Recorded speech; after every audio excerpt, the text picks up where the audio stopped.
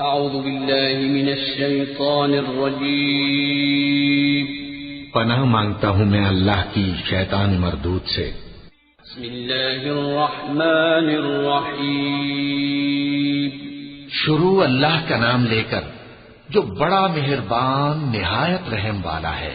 فجر کی قسم اور 10 راتوں کی اور جفت اور طاق کی اور رات کی جب رخصت ہونے لگے، اور بے شک یہ چیزیں عقل مندوں کے نزدیک قسم کھانے کے لائق ہیں، اس بات پر کہ کافروں کو ضرور عذاب ہوگا۔ کیا تم نے نہیں دیکھا کہ تمہارے پروردگار نے قوم عاد کے ساتھ کیا کیا، جو ارم کہلاتے تھے، دراز قد مانند ستونوں کے، کہ تمام ملک میں ایسے پیدا نہیں ہوئے تھے؟ اور سمود کے ساتھ کیا کیا، جو وادی قرا میں چٹانیں تراشتے تھے؟ اور فرعون کے ساتھ کیا کیا، جو خیمے اور میخیں رکھتا تھا؟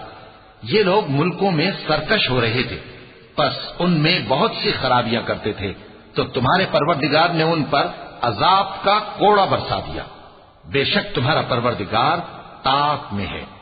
مگر انسان عجیب مخلوق ہے کہ جب اس کا پروردگار اس کو آزماتا ہے کہ اسے عزت دیتا اور نعمت بخشتا ہے تو کہتا ہے کہ میرے پروردگار نے مجھے عزت بخشی، اور جب دوسری طرح آزماتا ہے کہ اس پر روزی تنگ کر دیتا ہے تو کہتا ہے کہ میرے پروردگار نے مجھے ذلیل کیا۔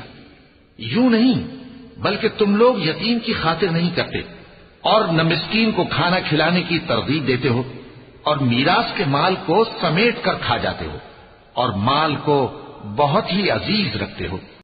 یوں نہیں، جب زمین کوٹ کوٹ کر برابر کر دی جائے گی اور تمہارا پروردگار جلوہ فرما ہوگا اور فرشتے قطار در قطار آ جائیں گے اور دوزخ اس دن سامنے لائی جائے گی، تو انسان اس دن سوچے گا، مگر اب سوچنے سے اسے فائدہ کہاں مل سکے گا؟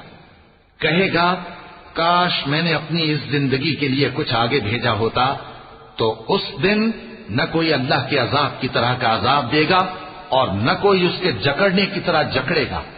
اے اطمینان والی جان، اپنے پروردگار کی طرف لوٹ چل، تو اس سے راضی، وہ تجھ سے راضی، سو تو میرے خاص بندوں میں شامل ہو جا اور میری بہشت میں داخل ہو جا۔